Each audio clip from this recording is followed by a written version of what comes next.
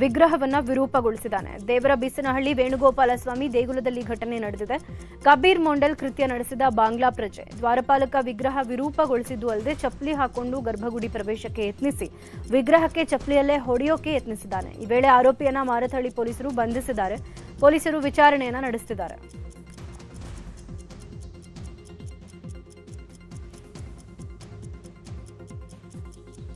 ಇದ್ಲೇ ಮೊದಲನೇ ಸಾರಿ ನಮ್ಮೂರಲ್ಲಿ ಆಗ್ತಾ ಇರೋಂಥದ್ದು. ದಯವಿಟ್ಟು ನಾನು ಕೇಂದ್ರ ಸರ್ಕಾರ ಆಗಾಗಲೇ NIAಗೆ ತನಿಖೆಗೆ ಆಗ್ರಹಿಸಬೇಕು ಮತ್ತು ರಾಜ್ಯ ಸರ್ಕಾರ ಇದನ್ನು ಕಟ್ಟುನಿಟ್ಟಾಗಿ ಕ್ರಮ ಕೈಗೊಳ್ಳಬೇಕು. ಯಾಕಂದರೆ ಇಲ್ಲಿ ನಮ್ಮಲ್ಲಿ ತುಂಬ ಸಮಸ್ಯೆ ಆಗ್ಲಿಕ್ತಿದೆ. ಯಾವುದೋ ಒಂದು ಅನಾಮಿಕ ವ್ಯಕ್ತಿ ಬಂದು ಈ ಥರ ನಮ್ಮ ದೇವಸ್ಥಾನದ ಮೇಲೆ ಈ ಥರ ಮಾಡೋದು ತುಂಬ ಆದಂಥ ಘೋರವಾದ ಘಟನೆ. ಅನಾಮಿಕ ವ್ಯಕ್ತಿ ಬಂದು ಈ ರೀತಿ ಒಂದು ಉಡುಪಿಯ ಹೆಬ್ರಿ ಸಮೀಪದ ಮುದ್ರಾಡಿಯಲ್ಲಿ ಚಿರತೆಯೊಂದು ಸೆರೆಯಾಗಿದೆ. ಅರಣ್ಯ ಪ್ರದೇಶದಲ್ಲಿ ಹಂದಿಗೆ ಇರಿಸಲಾಗಿದ್ದಂಥ ಉರುಳಿಗೆ ಸಿಲುಕಿ ಬಿದ್ದಿದೆ. ಉರುಳು ಸುತ್ತಿದಂಥ ಗೂಟದೊಂದಿಗೆ ಒದ್ದಾಡ್ತಾ ಇರುವಂತಹ ಚಿರತೆಯನ್ನ ಸ್ಥಳೀಯರು ನೋಡಿ ಅರಣ್ಯಾಧಿಕಾರಿಗಳಿಗೆ ಮಾಹಿತಿಯನ್ನು ಕೊಟ್ಟಿದ್ದಾರೆ. ಸ್ಥಳಕ್ಕೆ ಬಂದಂಥ ಅರಣ್ಯಾಧಿಕಾರಿಗಳು ಅರವಳಿಕೆ ಕೊಟ್ಟು ಚಿರತೆಯನ್ನ ರಕ್ಷಣೆ ಮಾಡಿದ್ದಾರೆ. ರಕ್ಷಿಸಲ್ಪಟ್ಟಂತ ಚಿರತೆಯನ್ನ ಸುರಕ್ಷಿತವಾಗಿ ಕಾಡಿಗೆ ಬಿಡಲಾಗಿದೆ.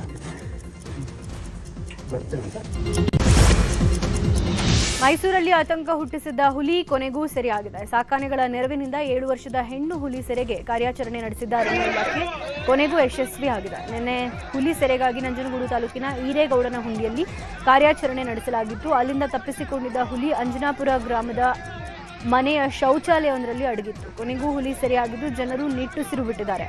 ಹುಲಿ ಬಲಗಾಲಿಗೆ ಪೆಟ್ಟು ಬಿದ್ದಿದ್ದು ಓಂಕಾರ ಅರಣ್ಯ ಕಚೇರಿಗೆ ಚಿಕಿತ್ಸೆಗೆ ರವಾನಿಸಲಾಗಿದೆ.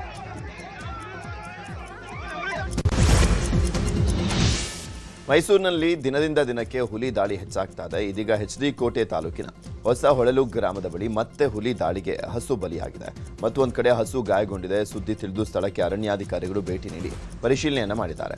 ನಿರಂತರ ಹುಲಿ ದಾಳಿಯಿಂದ ಮೈಸೂರಿನ ಜನರು ಕಂಗಾಲಾಗಿದ್ದಾರೆ. ಇತ್ತ ಚಿಕ್ಕಬಳ್ಳಾಪುರದಲ್ಲಿ ಚಿರತೆ ಹಾವಳಿ ಹೆಚ್ಚಾಗಿದೆ. ಕಟ್ಟಿ ಹಾಕಿದ್ದಂಥ ಹಸುವನ್ನ ಚಿರತೆಗಳು ಕೊಂದು ಹಾಕಿರುವಂತಹ ಘಟನೆ ಗೌರಿಬಿದನೂರಿನ ತಾಲೂಕಿನ ಆರ್ಕಂದ ಗ್ರಾಮದಲ್ಲಿ ನಡೆದಿದೆ. ಚಿರತೆ ಹಿಡಿಯುವಂತೆ ಅರಣ್ಯ ಇಲಾಖೆಗೆ ದೂರು ಕೊಟ್ಟರೂ ಕೂಡ ಪ್ರಯೋಜನವಾಗಿಲ್ಲ ಅಂತ ಗ್ರಾಮಸ್ಥರು ಆಕ್ರೋಶವನ್ನು ವ್ಯಕ್ತಪಡಿಸಿದ್ದಾರೆ. ಚಿತ್ರದುರ್ಗದ ಚಳ್ಳಕೆರೆ ತಾಲೂಕಿನ ನಗರಗೆರೆ ಗ್ರಾಮದಲ್ಲಿ ಬೆಳೆಗಳನ್ನು ಹಾಳು ಮಾಡ್ತಾ ಸಾರ್ವಜನಿಕರಿಗೆ ಕಾಟ ಕೊಡುತ್ತಿದ್ದ ಕೋತಿಗಳನ್ನು ಸೆರೆ ಹಿಡಿಯಲಾಗಿದೆ. ಹೊಟ್ಟೆಪ್ಪನಹಳ್ಳಿ ಗ್ರಾಮದಲ್ಲಿ ಕಾರ್ಯಾಚರಣೆಯನ್ನು ನಡೆಸಿ ಮಂಗಗಳನ್ನು ಸೆರೆ ಹಿಡಿಯಲಾಗಿದ್ದು, ಜೊತೆಗೆ ನಗರಗೆರೆ ಗ್ರಾಮ ಪಂಚಾಯಿತಿ ವ್ಯಾಪ್ತಿಯ ಶಾಲಾ ಆವರಣದಲ್ಲಿ ಇದ್ದ ಕೋತಿಗಳನ್ನು ಸೆರೆ ಹಿಡಿದು ಸುರಕ್ಷಿತ ಸ್ಥಳಗಳಿಗೆ ಬಿಡಲಾಗಿದೆ. ನಾವು ಸಾಗಿಸ್ತೀವಿ, ಅಲ್ಲಿ ಅವಕ್ಕೆ ಸುರಕ್ಷಿತವಾಗಿ ಬಿಟ್ಟು ಬರ್ತಕ್ಕಂಥ ಕೆಲಸವನ್ನ ನಾವು ಮಾಡ್ತೀವಿ. ಇದು ನಮ್ಮ ಗ್ರಾಮ ಪಂಚಾಯತಿಯಿಂದ ಕಾರ್ಯಾಚರಣೆಯನ್ನು ಕೈಗೊಳ್ತೀವಿ. ಇಲ್ಲದಂಗೆ ಹಿಡಿತೀವಿ. ಆಮೇಲೆ ಗಾಡಿ ಮಾಡಿದ್ರೆ ಸರ್ ನಾವು ಜೊತೆಲಿ ಹೋಗ್ತೀವಿ. ಎಲ್ಲಿ ಬಿಡಿ ಅಂದ್ರೆ ಅಲ್ಲಿ ಬಿಡ್ತೀವಿ. ಫಾರೆಸ್ಟ್ನಲ್ಲಿ ಇದು ಇದ್ರೆ ಏನು ಅಡಿಕೆ ಗಿಡಕ್ಕೆ ಪ್ರಾಬ್ಲಮ್, ಇದು ಹುಣಸೆ ಗಿಡಕ್ಕೆ ಪ್ರಾಬ್ಲಮ್. ಬೆಂಗಳೂರು ದಕ್ಷಿಣ ಜಿಲ್ಲೆಯ ರಾಮನಗರದ ವಡೇರಹಳ್ಳಿಯಲ್ಲಿ 2.5 ವರ್ಷದ ಮಗುವಿನ ಮೇಲೆ ಬೀದಿ ನಾಯಿ ದಾಳಿಯನ್ನು ಮಾಡಿದೆ. ಮನೆಯ ಮುಂದೆ ಆಟವಾಡುವಂಥ ಸಂದರ್ಭದಲ್ಲಿ ಮಗು ಧ್ವನಿ ಮೇಲೆ ಬೀದಿ ನಾಯಿ ದಾಳಿಯನ್ನು ಮಾಡಿದೆ. ಮಗುವಿಗೆ ಗಂಭೀರ ಗಾಯ ಆಗಿದ್ದು ಬೆಂಗಳೂರಿನ ಖಾಸಗಿ ಆಸ್ಪತ್ರೆಗೆ ದಾಖಲು ಮಾಡಲಾಗಿದೆ.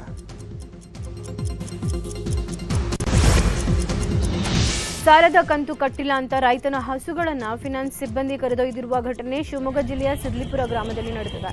ಗ್ರಾಮದ ಭರತ್ ಅನ್ನೋರ ಹಸುಗಳನ್ನು ಗಾರ್ಡನ್ ಏರಿಯಾದಲ್ಲಿ ಫಿನಾನ್ಸ್ ಸಿಬ್ಬಂದಿ ಕರೆದೊಯ್ದಿದ್ದಾರೆ. 1 ತಿಂಗಳ ಸಾಲದ ಕಂತು 9,300 ರೂಪಾಯಿ ಬಾಕಿ ಇತ್ತು.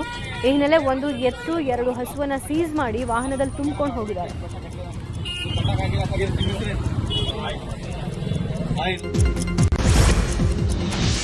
ಚಿಕ್ಕಮಗಳೂರಿನ ಮಾಗಡಿ ಕೆರೆಯಲ್ಲಿ ಕಾರು ಪಲ್ಟಿಯಾಗಿದ್ದು ಈ ವೇಳೆ 50 ಲಕ್ಷ ಮೌಲ್ಯದ ಚಿನ್ನದ ಬ್ಯಾಗ್ ಪತ್ತೆಯಾಗಿದೆ. ಬೇಲೂರಿನಿಂದ ಹರಿಹರಕ್ಕೆ ಕಾರು ತೆರಳ್ತಾ ಇತ್ತು. ಸಂಬಂಧಿಕರ ಮದುವೆ ಮುಗಿಸಿ ಜಗದೀಶ್ ಮನೆಗೆ ತೆರಳ್ತಾ ಇದ್ರು. ಈ ವೇಳೆ ತಿರುವಿನಲ್ಲಿ ಕಾರು ನಿಯಂತ್ರಣ ತಪ್ಪಿ ಕೆರೆಗೆ ಬಿದ್ದಿದೆ. ಕಾರಿನ ಬಾಗಿಲು ತೆರೆದು ಚಾಲಕ ಜಗದೀಶ್ ಹೊರಗೆ ಬಂದಿದ್ದಾರೆ. ಕ್ರೇನ್ ಮೂಲಕ ಕಾರನ್ನು ಹೊರತೆಗೆಯಲಾಗಿದೆ.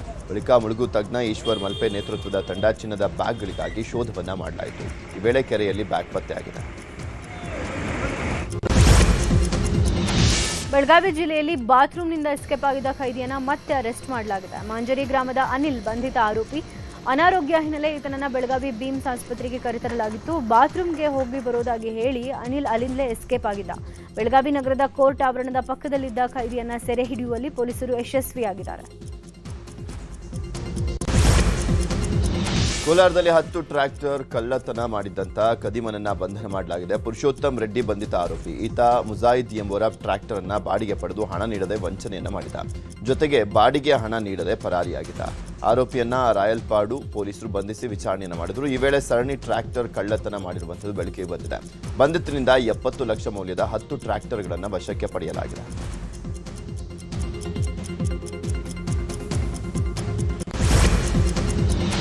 ಬೀದರ್ನ ಕಮಲನಗರ ಪಟ್ಟಣದಲ್ಲಿ ನೂತನ ತಾಲೂಕು ಪ್ರಜಾಸೌಧ ಕಾಮಗಾರಿಗೆ ಸಚಿವ ಈಶ್ವರ್ ಖಂಡ್ರೆ ಶಂಕುಸ್ಥಾಪನೆ ನೆರವೇರಿಸಿದ್ದಾರೆ.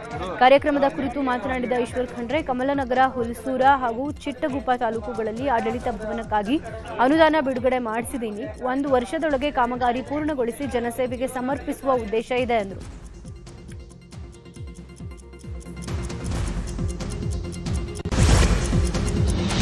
ಕೊಪ್ಪಳ ಮೂಲಕ ಬೆಂಗಳೂರಿಗೆ ಹಾಗೂ ಕುಷ್ಟಗಿ, ಸಿಂಧನೂರಿನಿಂದ ಹೆಚ್ಚು ರೈಲುಗಳನ್ನು ಬಿಡುಗಡೆ ಮಾಡುವಂತೆ ಪ್ರತಿಭಟನೆಯನ್ನ ಮಾಡಲಾಗಿದೆ.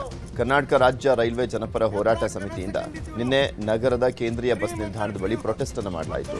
ರೈಲ್ವೆ ನಿಲ್ದಾಣದ ಪ್ರಬಂಧಕರ ಮೂಲಕ ಹುಬ್ಬಳ್ಳಿಯ ನೈಋತ್ಯ ರೈಲ್ವೆ ವಲಯದ ಪ್ರಧಾನ ವ್ಯವಸ್ಥಾಪಕರಿಗೆ ಮನವಿಯನ್ನ ಸಲ್ಲಿಸಿದ್ರು. ಕನಕದಾಸ ವೃತ್ತದಿಂದ ಪ್ರತಿಭಟನಾ ಮೆರವಣಿಗೆಯಲ್ಲಿ ಸಮಿತಿಯ ಕಾರ್ಯಕರ್ತರು ಭಾಗಿಯಾಗಿದ್ದರು. ನಾಡು ನುಡಿಗಾಗಿ ಶ್ರಮಿಸಿದ ಸಾಧಕರನ್ನ ಗುರುತಿಸಿ ಗೌರವಿಸುವ ರಾಜ್ಯೋತ್ಸವ ಪ್ರಶಸ್ತಿಯ ಆಯ್ಕೆ ಸಮಿತಿ ಸಭೆ ನಡೆಸಲಾಯಿತು. ಸಿಎಂ ಗೃಹ ಕಚೇರಿ ಕೃಷ್ಣಾದಲ್ಲಿ ನಿನ್ನೆ ನಡೆದ ಸಭೆಯಲ್ಲಿ CM Siddaramaiah, DCM DK Shivakumar, ಸಚಿವ ಶಿವರಾಜ್ ತಂಗಡಿಗೆ ಸೇರಿ ಹಲವು ಸಚಿವರು ಭಾಗಿಯಾಗಿದ್ದರು. ನವೆಂಬರ್ 1ರಂದು ರಾಜ್ಯೋತ್ಸವ ಪ್ರಶಸ್ತಿ ಪ್ರದಾನ ನಡೆಯಲಿದೆ. ಸಭೆಯಲ್ಲಿ ಒಟ್ಟು 70 ಸಾಧಕರು ಆಯ್ಕೆಯಾಗುವ ಸಾಧ್ಯತೆ ಇದೆ. ವಿಜಯನಗರ ಜಿಲ್ಲೆಯ ಹರಪನಹಳ್ಳಿ ತಾಲೂಕಿನ ತುಂಬಿಗೆರೆ ಗ್ರಾಮದಲ್ಲಿ ಡೆಂಗ್ಯೂ ಜ್ವರದಿಂದ ಗ್ರಾಮದ ಜನರು ಬಳಲ್ತಾ ಇದ್ರು. ಈ ಕುರಿತು ನ್ಯೂಸ್ 18 ಕನ್ನಡ ವರದಿಯನ್ನು ಬಿತ್ತರ ಮಾಡಿತ್ತು.